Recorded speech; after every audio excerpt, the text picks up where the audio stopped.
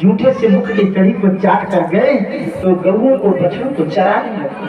ब्रह्मा जी सोचे ये झूठ है, ये भगवान नहीं हो सकता।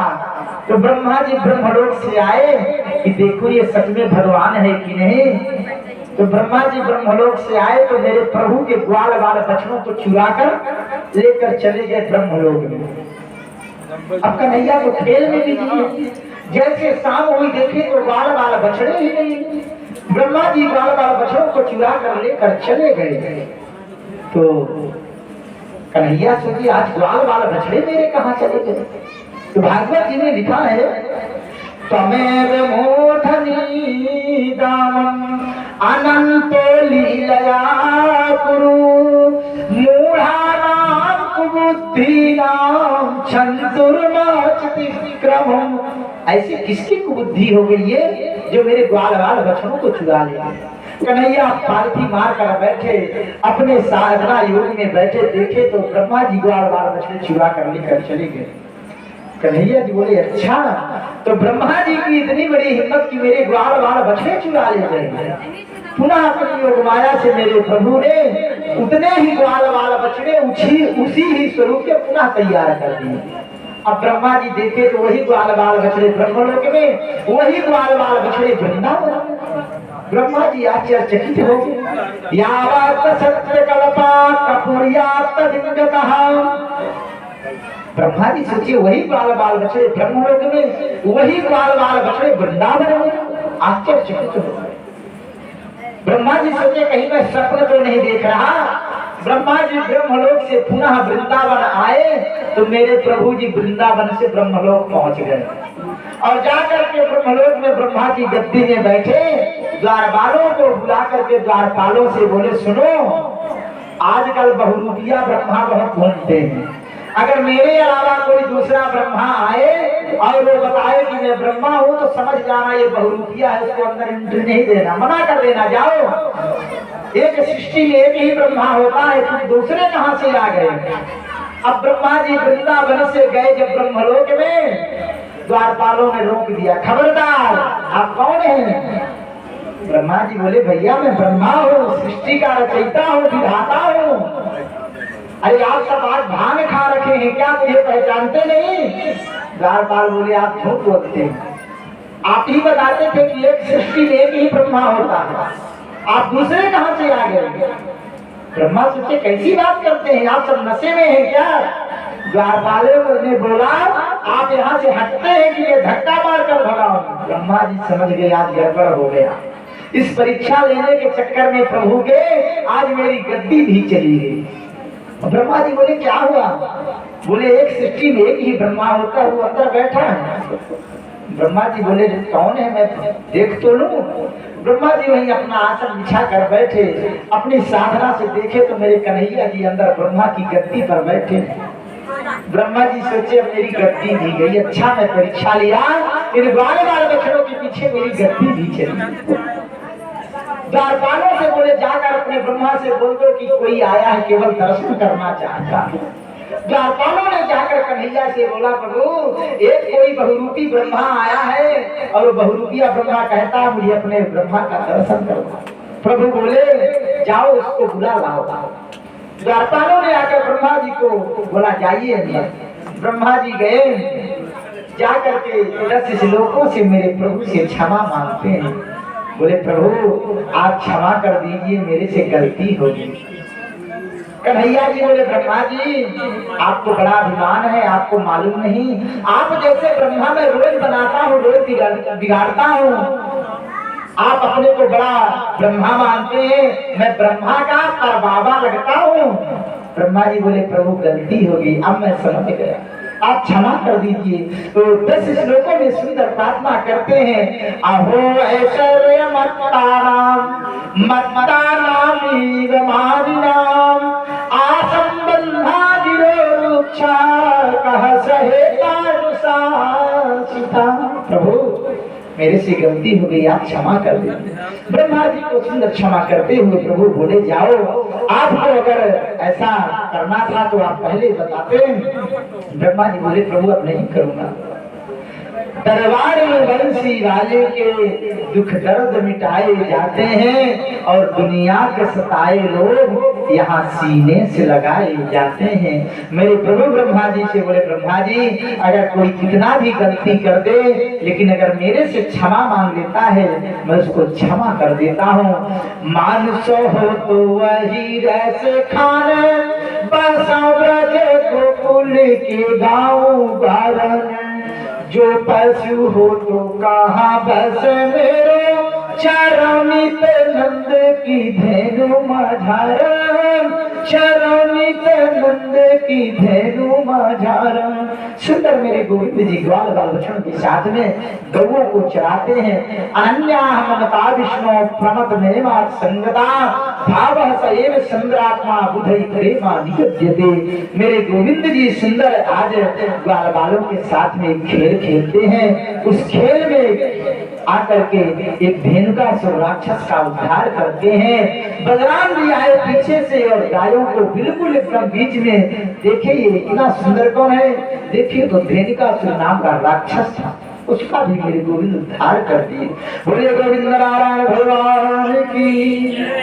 ताम्रोरजश्चुरत कंतुल मर्धनेकम, प्रासून में कथितम यदि भी बलाताम, बेरुं परंत मनुगेयतम चगोप्या, दीदृक्षिति चगोभ्या जननम समेता। सुंदर मेरे गोविंद जी गंगों को चराकर आ रहे हैं। माँ यशोदा जी देख रही हैं, मेरे गोविंद की आरती उतारती हैं। आज मेरे गोविंद जी सुंदर 7 वर्ष के हो गए।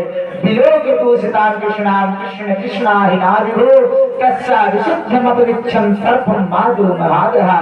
पूरे ब्रजमंडल में सभी गोपियां आते हैं, मेरे गोविंद के साथ में रहते हैं। मेरे गोविंद एक लीला करते हैं, बैट और गेंद को लेकर के खेलते हैं। इसमें जो श्री रामा नाम का सखा है, उसने बोला कन्हैया आप बैट ले लो, मैं गेंद को फेंकता हूँ, आप गेंद को मेरे मारना है। कन्हैया ने इतनी तेजी से अपने बल्ले को घुमाया बैट को, वो गेंद जाकर के कालिया तह में गिर गई। अब श्री रामा रोने लगा, मुझे वही गेंद चाहिए जो गेंद आपने मेरे से खेल रहे थे, अभी चाहिए, तुरंत चाहिए। पहले तो मेरे कन्हैया मना करते हैं, फिर बाद में बोले अगर आपको वही गेंद चाहिए आओ मैं आपको गेंद देता हूँ। मेरे गोविंद जी बातों बातों में करते करते छलांग लगा के कालिया तह पर कूद गए। अब उस कालिया तह में इतना सर्प का विष भरा है, जो कोई जाता है वो मर जाता है, बचता नहीं है। तो मेरे कन्हैया उस कालिया तह में जैसे कूदे, जैसे जल के अंदर गए तो नाग पत्नियां वहां बैठी थी। नाग पत्नियों ने देखा इतना सुंदर लड़का आज तक तो मैंने नहीं देखा। तो नाग पत्नियों ने जाकर कन्हैया से कहा, लाला तू तो देखने में बड़ा सुंदर लगता है, अरे तू यहाँ क्यों आ गया है, जाओ बाहर चले जाओ, नहीं अभी मेरे पति देव जगेंगे, वो तुमको डस लेंगे, खा लेंगे। कन्हैया बोले मैया मैं नहीं जाऊंगा, मैं यही देखने तो आता हूँ कि आपका पति जो है इतने लोगों को आज तक डसा है, सबकी मृत्यु हो जाती है, आज मैं आपके पति की ताकत देखने आया हूँ। माताओं ने कहा बेटा तू चपलता मत कर, तुम बाहर चले जाओ, आपको मालूम नहीं ये 1000 फन वाले हमारे पति जी हैं, आपको एक बार फुंका मारेंगे आपको डस लेंगे। कन्हैया बोले भैया आप चिंता ना करो, अपने पति को जगा दो, मैं बिल्कुल नहीं डरूंगा। इतने में ये बातें हो रही थी, वो कालिया नाग 1000 फनों में जग गया। अब 1000 फन जगे तो पूरा पानी हिलोने लगा। जैसे अपने फन को निकाला, फुंकार लगाया, मेरे कन्हैया जी उछल करके उसके फन पर चले गए और जैसे फन पर गए तो उसके फन पर जाकर नृत्य करते हैं। आबाल वृद्ध वनिता सर्वे पशु वृत्तः पाशवा, निर्जम दीना कृष्ण दर्शन लालसा। कृष्ण जी के दर्शन को सभी बूढ़े सभी माताएं ललायित हैं कि मेरा बालक कालिया तह में कूद गया, अब पता नहीं ये जिंदा वापिस होता है कि। मेरे गोविंद कालिया नाग के सर पर नाचने लगे। तांडव गति मुंडन पर नृत्य बनवारी, फम फम फम फन में ऊपर नाचत गिरधारी। तांडव गति मुंडन पर नाचत बनवारी, फम फम फम फन में फनकत बनवारी। सुंदर मेरे गोविंद जी उसके ऊपर नृत्य करने लगे। कालिया नाग अपने फन में लेकर जल के ऊपर आता है तो मेरे गोविंद उसका भी उद्धार कर देते हैं। नायो हि दंडः कृष्णा किल्बिषे विष्णवा तरहा, खारा गिना विनिग्रहारितः सूतानपानपि। जिसने गोविंद का चिंतन किया है गोविंद उसको उद्धार किए। मेरे गोविंद जी कालिया नाग को बोले आपने इस पूरे जल में विष घोल दिया, कितने कौवे इस जल को पीती होंगी उनका प्राणांत हो जाता होगा, आपने बहुत गलत किया है। आज आप इस कालिया दर से निकल कर जाओ। तो कालिया नाग हाथ जोड़कर बोला प्रभु मुझे भी तो कोई स्थान दे दीजिए। प्रभु बोले जाओ जितने भी नाग देवता हैं आज से आप सभी का वास रमणक द्वीप में हो गया। सभी नाग देवता रमणक द्वीप को चले गए।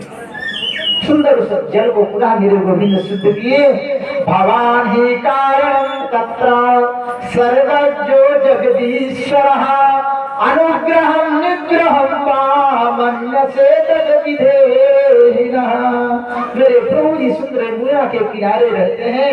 सुंदर वहीं पर मां यमुना में स्नान करते हैं, गौओं को चराते हैं। तो भागवत जी में लिखा है बरहा पीड़म नटवर बपुः कर्णयो कर्णिकारं बिभरद्वासः कनककपिशं वैजयन्तीं क्षमालाम्। आन्ध्रान् वेणोरधर सुधया पूरयन् गोपवृन्दैः, वृन्दारण्यं स्वपदरमणं प्राविशत गीतिकीर्तिता। सुंदर गोविंद बोले अब किसी को भय नहीं है, जितने भी विषैले नाग थे सब रमणक द्वीप में चले। अब जमुना जी शुद्ध हो गए। ये सुंदर कार्तिक मास चल रहा है। कार्तिक मास में अगर भागवत सुनी जाए तो 1,00,000 गुना ज्यादा फल मिलता है। ऐसा लिखा है भागवत जी में, अगर कार्तिक के महीने में भागवत सुनी जाए 1,00,000 गुना फल ज्यादा मिलता है, खासकर शुक्ल पक्ष। मेरे परीक्षित स्वरूप श्रोता जी बैठे हैं, इन्होंने बड़ा सुंदर मुहूर्त निकलवाया था और देखिए भगवान की ऐसी कृपा हुई। आज वही कार्तिक की 7वीं उपरांत अष्टमी तिथि भी है। सुंदर ये मुहूर्त है। आज जमुना जी में अगर कार्तिक में स्नान किया जाए तो गंगा जी से ज्यादा कलयुग में जमुना जी का महत्व और नर्मदा जी का महत्व बताया गया है। किसी की कोई कामना पूर्ण ना हो रही हो, वो व्यक्ति रविवार के दिन कार्तिक के महीने में जमुना स्नान करे, उसके सारे मनोरथ पूर्ण हो जाए। लेकिन बहुत से लोग गंगा जमुना में जाते ही नहीं है। एक तारचंद्र नाम के राजा थे, वो बड़े कंजूस थे। उन्होंने जीवन में कभी गंगा स्नान नहीं किया। सोचे गंगा में स्नान करूंगा तो गंगा जी में पंडा जी लोग होते हैं तो वहां दान देना पड़ेगा, तो इसलिए वो कभी गंगा स्नान ही नहीं की। उनकी पत्नी दिन भर लड़ती थी, स्वामी जी अरे कभी तो चले जाइए गंगा नहाने। तो पत्नी के लड़ने के बाद एक दिन वो तैयार है, वो दिमाग लगाए कि मैं एक काम करता हूँ, आज मैं गंगा स्नान करने जाऊंगा और जाऊंगा मुर्दा घाट में, क्योंकि मुर्दा घाट में पंडा होते नहीं है, और मैं मेन रास्ते से नहीं जाऊंगा, पगडंडी रास्ते से जाऊंगा। तो दानचंद्र राजा जो थे वो पगडंडी रास्ते से मुर्दा घाट पर गंगा नहाने। अब गंगा नहाने के लिए कपड़े उतारे, सोचे यहाँ तो कोई होता नहीं, दान देना नहीं पड़ेगा और स्नान भी हो जाएगा। पत्नी पूछेगी तो बता देंगे गंगा स्नान हो गया। दानचंद्र राजा गए, गंगा स्नान किए। जैसे गंगा जी में डुबकी लगाए तो मेरे भगवान पंडा जी का रूप धारण करके प्रकट हो गए। जय हो जजमान की जय हो, जजमान की जय हो। दानचंद्र पीछे मुड़कर देखा तो कहता आप यहाँ भी आ गए, यहाँ भी आप हो? बोले मैं तो पंडा हूँ, मेरे घाट में जो कोई आता है दान देना पड़ता है। अब दानचंद्र का मुंह सूख गया, हे भगवान मैं दान देने के ही बहाने मुर्दा घाट पर आया। कहता है आप मुर्दा घाट पर भी रहते हो? तो पंडा के रूप में भगवान साक्षात नारायण ही तो आए। बोले जजमान की जय हो, आप जैसे जजमान यहाँ आते हैं भक्त स्नान के लिए तो मैं यही रहता हूँ, आप राजन कुछ दान कर दीजिए। दानचंद्र बोला मैं कुछ लाया ही नहीं, मैं सोचा यहाँ पंडा जी रहते नहीं तो मैं कुछ लाया ही नहीं। तो पंडा के रूप में भगवान ही तो थे। भगवान बोले नहीं तुमको दान देना पड़ेगा। बोला मैं कुछ भी नहीं लिया। बोला आप मिट्टी का एक ढेला उठा कर दे दो, मैं उसी को स्वीकार करूंगा। अब दानचंद्र सोचा मिट्टी ही तो देना है, तो मिट्टी तो बहुत सारी पड़ी। उठाया मिट्टी का ढेला, भगवान पंडा जी को दान दे दिया। बोला पंडा जी आप खुश हैं? बोला हाँ खुश हूँ, ये दान आप संकल्प कर लीजिए, इसके निमित्त आप मिट्टी का ढेला दिए हैं, मैं आऊंगा तो फिर घर से दान ले लूंगा। दानचंद्र सोचा ये मेरा घर कैसे पाएंगे, पता मैं लिखाऊंगा नहीं, और डेले का दान करके वो चल दिया। जैसे चला तो कुछ दूर में पंडे के रूप में मेरे भगवान भी पीछे पीछे जा रहे। अब दानचंद्र घर में पहुंचा और पैदल चल कर गया था। इतना कंजूस था कि वो जीवन में कभी दान ही नहीं किया। जैसे घर में पहुंचा थका था, गया तो लेट गया। जैसे लेटा तो पंडा के रूप में मेरे प्रभु भी पहुंच गए पीछे पीछे दानचंद्र के द्वार पर। जय हो जजमान की जय हो। दानचंद्र की पत्नी आई, कौन है आप? भगवान बोले मैं पंडा हूँ, आपके पति देव गंगा स्नान करने गए थे, वहां उन्होंने संकल्प किया है तो आज वही दान लेने आया। पत्नी जाकर दानचंद्र से बोली कोई पंडा जी आए हैं, आप कुछ दान करके आए हैं क्या? दानचंद्र कहता है अभी पहुंचते हुए देर नहीं लगी, आ गया पंडा, इतना जल्दी आ गया? जाकर बोल दो मेरे पति की तबीयत खराब है। पत्नी भीतर से आई, पंडा जी से बोली पंडा जी मेरे पति को बड़ी तेज से बुखार लगी है, आप जाइए दोबारा आना तो कभी ले जाना। पंडा जी बोले राम राम, मेरे जजमान की तबीयत खराब है और मैं चला जाऊं? नहीं देवी मैं बिल्कुल नहीं जाऊंगा, जब तक मेरा जजमान स्वस्थ नहीं हो जाएगा मैं यहीं से बैठे बैठे उसके स्वस्थ की कामना करता हूँ, मैं यहीं बैठा रहूंगा। पत्नी जाकर बोली कि पंडा जी तो बोल रहे हैं मैं यहीं बैठा रहूंगा, मैं नहीं जाऊंगा। दानचंद्र बोला जाकर बता दो कि मेरे पति देव मर गए। अब पत्नी भीतर से आई, पंडा जी से बोली बाबा जी मेरे पति देव तो मर गए, रोने लगी बहाना करके, और वो दानचंद्र की सांस रोक करके लेता है। अब पत्नी रोने लगी, पंडा जी मेरे पति देव तो मर गए। पंडा जी बोले राम राम, मेरा जजमान इस संसार से चला गया, नहीं मैं अभी नहीं जाऊंगा, जब मेरे जजमान की अंतिम क्रिया हो जाएगी उसके बाद ही मैं जाऊंगा। देवी तुम चिंता ना करो, मैं पूरे गांव में जाकर बता देता हूँ दानचंद्र मर गया। अब पंडा जी गए तो पूरे गांव में बता दिए आज दानचंद्र तो मर गए। अब गांव वालों को विश्वास ही नहीं होता। हे भगवान अभी तक तो दोपहर तक ठीक ठाक दिख रहे थे, चलते फिरते, अचानक कैसे मर गए? पूरे गांव वाले एकत्रित हुए और पत्नी झूठ का ही रोने लगी। दानचंद्र बोला तो खूब तेजी से रोना, अब वो बेचारी रोने लगी, पति मर गए। गांव वाले आए, दानचंद्र सांस बंद करके लेटा है, ना हिल रहा ना डुल रहा। गांव वाले चारपाई को 4 लोग पकड़े, घर के बाहर आंगन में निकाल कर रखे। अब गांव वाले समझाते हैं दानचंद्र की पत्नी को कि तुम रो नहीं, आज तक तुम्हारा इनका साथ था, अब ये चले गए। अब गांव वाले मिल करके 4 लोग उसको उठाए कंधे में और लेकर स्मशान की ओर चल दिए।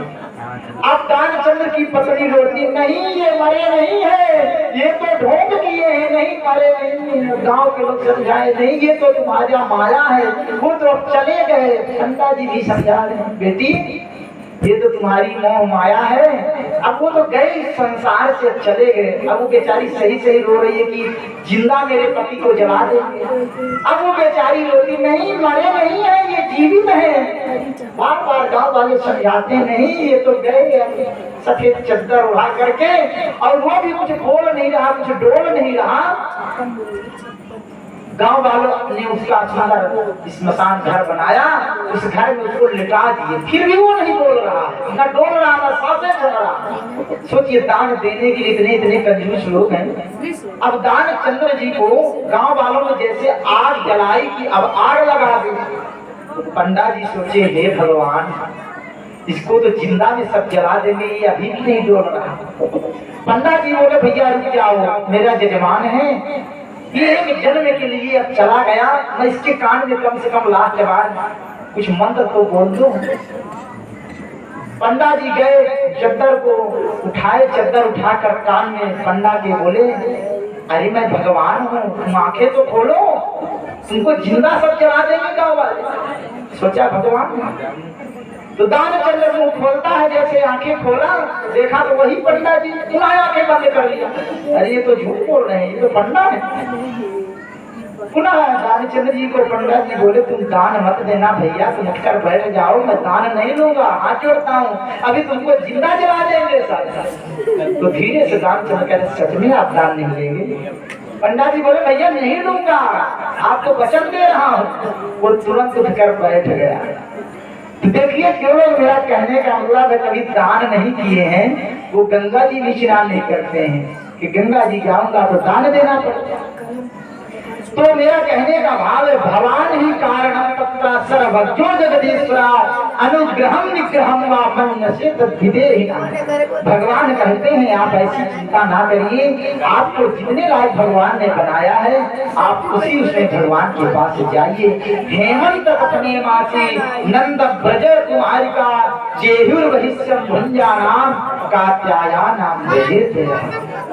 सुंदर भगवान ने 84 कोष के ब्रजमंडल में, सुंदर ये ब्रजमंडल फैला है, 84 कोष की परिक्रमा बनाई गई है। उस 84 कोष की परिक्रमा जो व्यक्ति करता है, उसको भगवान वैकुंठ धाम की प्राप्ति करवाते हैं। ये दशम स्कंद के 17वें अध्याय की कथा चल रही है। इस कथा में एक श्लोक आया है, कात्यायनी महामाये महायोगिनीश्वरी नंद गोपी सुतम देवा पतिं ते कुरुते नमः। कोई माता पिता अपनी कन्या के विवाह को लेकर परेशान हो और उस कन्या का विवाह ठीक ना हो रहा है। बहुत से लोग कहते हैं ना महाराज, मैं साल भर से 2 साल से 3 साल से कन्या का विवाह कर रहा हूँ, लेकिन इसकी शादी ठीक नहीं हो रही। तो ये मंत्र है, श्लोक है, इस मंत्र का जाप करवा दें, या वो कन्या इस मंत्र का जाप अपने से ही कर दे, तो उसका उसके मन के अनुरूप सुंदर सा वर मिल जाएगा। कात्यायनी महामाये महायोगिनीश्वरी नंद गोप सुतम देवी पति में कुरुते नमः। ये मंत्र है, इस मंत्र का रोज 108 बार जाप करें, उसको सुंदर वर की प्राप्ति हो जाए। और अभी आप लोगों ने सुंदर भगवान की स्तुति पीछे किए भी है। मन जाहि रात मिलहि सोबर सहज सुंदर सावरो करुणा निधान सुजान सूत स्नेहि जानत रावरो। अगर किसी कन्या को सुंदर वर चाहिए और वो बिना नशा पत्ती का वर चाहिए, वो इस श्लोक का जाप करें। मन जाहि रात मिलहि सोबर सहज सुंदर सावरो करुणा निधान जान से सने ही जानत राम। तो उसको सुंदर पति मिलेगा और बिना नशे वाला लड़का मिल जाएगा और उसका दाम्पत्य जीवन बहुत सुंदर होगा। ये मंत्र है ऐसे। तो यहाँ पर सुंदर भगवान अपने लीला को बताते हुए सभी ब्रजवासियों को उपदेश देते हैं, आप सब लोग कात्यायनी का पूजन करना, श्याम सुंदर पेदाचा करवाम वे विधानाम देहि वांसांस धर्म ज्ञानो चेद्राग्यो ध्रुवाम है। यहाँ मेरे कन्हैया जी सुंदर सभी गोपियों को कदम के नीचे बुला करके समझाते हैं और कदम के नीचे बुला करके सभी को उपदेश देते हैं। आप ये 84 कोस की जो परिक्रमा है इसको कार्तिक के महीने में सुंदर आप अपने सामर्थ्य अनुसार दीप दान करें। कार्तिक के महीने में वृंदावन में दीप दान का बहुत बड़ा महत्व बताया है। समर्थ कहूं नहीं दोष गोहनाई, रवि पावक सुरसर की नाई।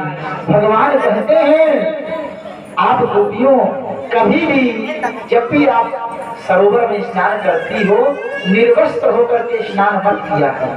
लेकिन ये गोपियां मानती नहीं। मेरे गोविंद कई दिन उस कदम के नीचे समझाए लेकिन मानी नहीं। एक दिन सभी गोपियां सरोवर पर निर्वस्त्र होकर स्नान कर रही थी तो मेरे प्रभु सोचे ऐसे नहीं मानेंगे। तो मेरे प्रभु सभी गोपियों के वस्त्रों को चुरा कर कदम पर चढ़ गया। इसमें तो लिखा है हे श्री राधे कांतम जुष्मात्या ब्रजवासिनः वसदान्त जीर्णयो नामाते कृष्णानाथ चुष्पदम्। कन्हैया जी सभी को वस्त्रों को लेकर चले गए। अब जैसे सभी गोपियां स्नान कर चुकी देखी तो उनके वस्त्र ही नहीं, सब परेशान हो गई। तब एक गोपी की नजर कदम पर पड़ी तो गोपी कहती देखो वो कन्हैया हम सब लोगों को वस्त्रों को लेकर बैठा है। कन्हैया से सभी गोपियां कहती हैं मेरे वस्त्रों को लौटा दो। अरे तुम तो बड़े चोर हो, जब बचपन में थे तो सबके माखन चोरी करते थे, थोड़ा सा बड़े हुए तो सबके दिल चुराने लगे और बड़े हुए तो वस्त्रों को चुराने लगे, इतने बड़े चोर हो। सभी गोपियां डांट लगाती हैं। मेरे कन्हैया बोले गोपियों आपको मालूम है जल के जो देवता है वो गरुड़ भगवान है और कभी भी निर्वस्त्र होकर स्नान नहीं करना चाहिए। जल के देवता वरुण देव नाराज हो जाते हैं। आपको मैं कई दिन समझाया आप मानती नहीं। सभी गोपियों ने क्षमा मांगने लगी। कान पकड़कर कन्हैया मेरे वस्त्रों को लौटा दो, अब मैं ऐसी गलती नहीं करूंगी। सुंदर वहां पर सभी गोपियां अपनी गलतियों को मानते हैं। मेरे कन्हैया जी सभी गोपियों को वस्त्रों को लेकर आते हैं। अनन्या चिंतयन्तो मां ये जनाः परिभाषते तेषां नित्याभियुक्तानां योगक्षेमं वहाम्यहम्। आनंदता से मेरे गोविंद का कोई भजन करे तो मेरे गोविंद उसको प्राप्त हो जाते हैं। लेकिन मन में कभी ये ना हो क्योंकि आप लोग भटकते हैं, कभी दुर्गा जी को अपना मानते हैं, कभी शंकर जी को मानते हैं, कभी हनुमान जी को मानते हैं, कभी लड्डू गोपाल को। आप एक पर भरोसा करके किसी एक को अपना इष्ट मानकर आप पूजन करिए, आपको सफलता जरूर मिलेगी। एक साधे सरसद है सब साधे सब जाए। हम आप कभी कभी रास्ता भटक जाते हैं इसलिए हम आप वहां पर अपने आप को संभाल नहीं पाते हैं और रास्ते से दूर किनारा पाते हैं। इसलिए अगर भगवान की भक्ति प्राप्त करनी है किसी एक पर आप सुंदर भरोसा करें। आज मेरे गोविंद जी अब सुंदर 9 वर्ष के होने लगे। आज ये नंद बाबा जी हैं, इनके कुल का नियम है आप लोग भी आपके कुल में जिसका पूजन होता है देवी देवताओं का, कुल के देवी देवताओं का पूजन जरूर किया करें। क्योंकि अगर कुल के देवी देवताओं का आप पूजन नहीं करेंगी आपके घर में बरकत नहीं होगी। ये दादी सासू माँ के जमाने की जो नियम विधि है ना उसको माना करिए। इसीलिए आप लोग परेशान होते हैं। कई घर में नई बहू आती हैं जो घर में पूजाई पाठा होता है इसका विश्वास ही नहीं करते, ये गलत बात है। आज नंद बाबा जी के कुल का नियम है उनके घर में पूजन होता है। किसका पूजन होता है? इंद्र का पूजन। नंद बाबा जी अपने घर में इंद्र का पूजन करने के लिए सुंदर 56 भोग बनवाते हैं, हमेशा बड़े धूमधाम से पूजन पाठ करते हैं। आज सुंदर नंद बाबा के घर में चारों तरफ बढ़िया पकवान बन रहे हैं। मेरे कन्हैया जी 9 वर्ष के हैं, गए नंद बाबा जी के पास, बोले बाबा क्या बात है आज घर में बड़ा मालपुआ बन रहा है। तो कन्हैया जी की बात सुनकर नंद बाबा लाला जाओ लाला सामने से हट चलने दे।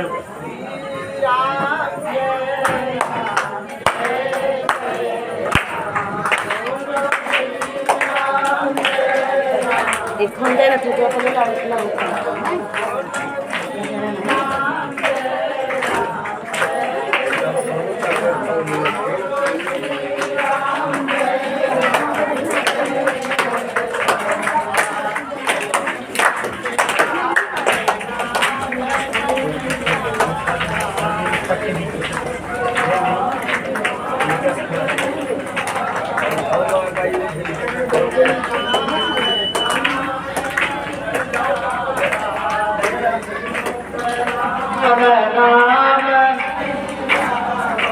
सोमुख ब्रह्मा वृताहि बनावा, सोमुख ब्रह्मा वृताहि बनावा, दशरथ राज दुलारे राम बोलो श्री राम जय राम जय जय राम बोलो श्री राम जय राम जय जय राम बोलो श्री राम जय राम जय राम। सुंदर इंद्र का पूजन करने के लिए बाबा जी तैयारी किए।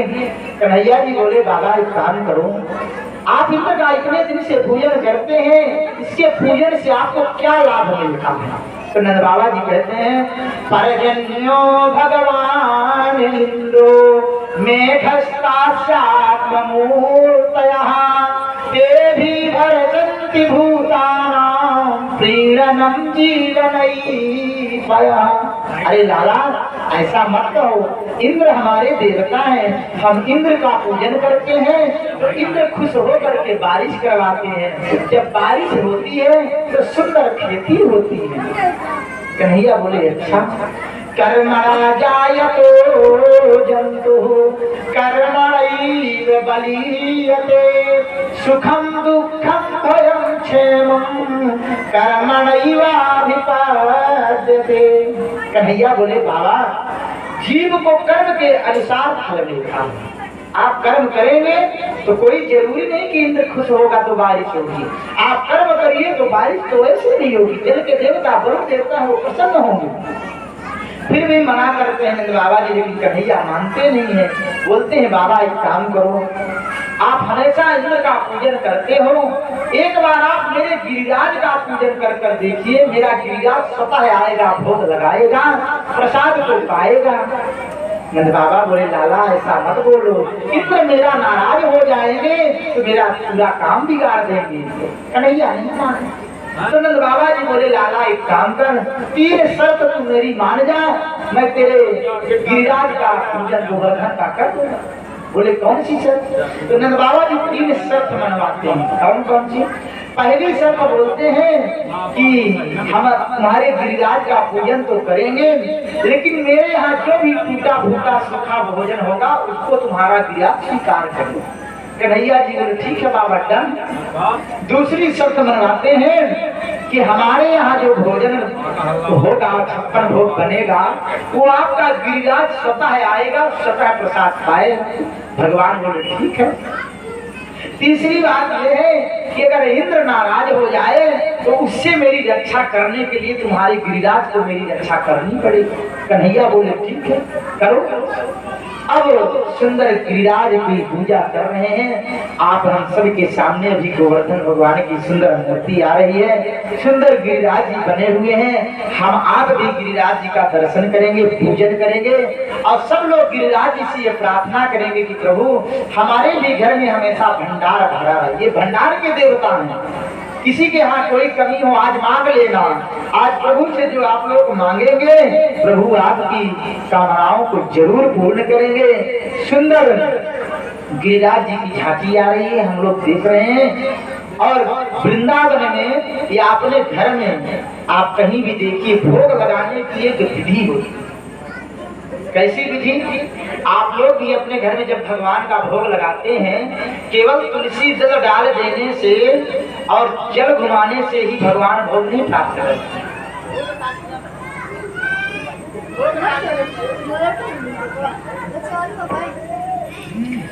आप अपने बाएं हाथ को अपनी आंखों को सामने लगाएं। सब लोग ये सीख लीजिए आज आप घर में भी नॉर्मली भोग लगाते हैं भगवान को या जिन्होंने लड्डू गोपाल रखा है, ऐसे बाएं हाथ को अपने आंखों के सामने करिए और दाहिनी हाथ से भगवान को पहले भोजन सामने रख दीजिए, या जो भी भोग लगाते हैं रख दीजिए, माखन मिश्री फल मीठा जो भी आपके पास है। बाएं हाथ को आंखों के सामने लगाइए और दाहिने हाथ को ऐसे पांचों अंगुलियों को एकत्रित करिए, इकट्ठा करिए और फिर यहाँ से शुरू करिए। ओम प्राणाय स्वाहा, ओम अपानाय स्वाहा, ओम व्यानाय स्वाहा, ओम उदानाय स्वाहा, ओम समानाय स्वाहा। फिर लास्ट बार में ये 5 बार। अगर आपको मंत्र नहीं आता तो कोई बात नहीं, आप ऐसे मुद्रा ही ऐसे दिखा देंगे, पहले इसको फिर रजनी को, फिर कनिष्ठिका को, फिर 5 और खाने की भी यही विधि है। इसीलिए संतों का सत्संग करना चाहिए। प्रथम दिवस भी हम बताए थे, प्रथम भक्त संतन कर संगा, दूसरा व्रत मम कथा प्रसंगा। कथा कहीं भी हो आपको बिना निमंत्रण बिना तुलसी दल के भी जाना चाहिए। अगर बिना बुलाए बिना तुलसी दल के जाएंगे तो आपको पुण्य ज्यादा मिलेगा, क्योंकि वहां से आपको कुछ ना कुछ सीखने को मिलता है। तो कथा में और संतों का संग जरूर करना चाहिए। आप लोग भोजन करते हैं, मैं कई लोगों को देखता हूँ, जब लोग भोजन करते हैं ना तो ऐसे ग्रास का नेवला बनाएंगे और कोई ऐसे अंगुली बाहर करके नेवला मुंह में ले जाता है, कोई ये अंगुली को कोई ऐसे उठा करके खाता है। ऐसे नहीं भोजन करना चाहिए, दोष होता है, हमारे पितर नाराज होते हैं। भोजन करने की विधि है, जब आप लोग भोजन करते हैं आपकी ये 5 अंगुलियां आपके मुख तक जाना चाहिए, ये नियम है। आप संतों के बीच में जाइए, कभी भोजन करने बैठिए, अगर आप गड़बड़ी कर दिए भोजन में तो आपको 5 से उठा देंगे, पंगत से उठा देंगे, भगा देंगे।